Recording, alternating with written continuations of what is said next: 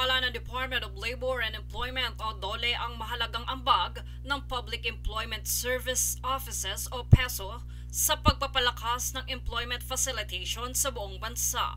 Sa National PESO Congress, binigyan ni Pangulong Ferdinand Marcos Jr.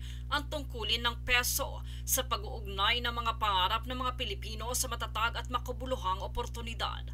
Ayon pa sa Pangulo, mahalaga ang mas pinatibay na koordinasyon ng pambansang ahensya at lokal na pamahalaan upang maipares ang tamang tao sa tamang trabaho.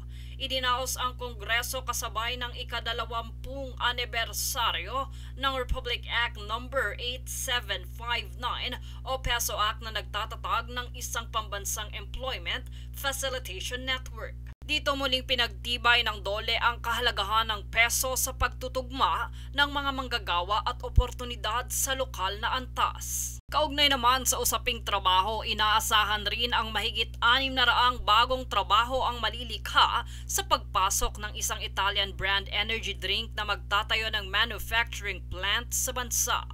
Opisyal na inilahad ng Lamborghini ang kanilang kauna-unahang luxury energy drink sa bansa kamakailan. Dito ay pinakita sa paglulunsad ang Tonino Lamborghini Energy Drink kasama ang premium beverages bilang bahagi ng kanilang lifestyle products. Kung saan ang planta ay bahagi ng pagpasok ng Velsa Global sa Philippine market bilang taga-proseso ng Tonino Lamborghini Beverages simula sa ikalawang buwan ng 2026.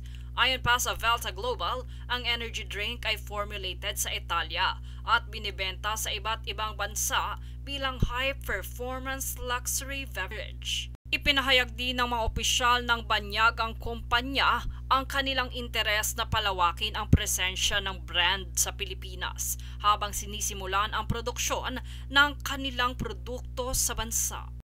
Jade Buhoy, nag-uulat para sa Golden Nation Network.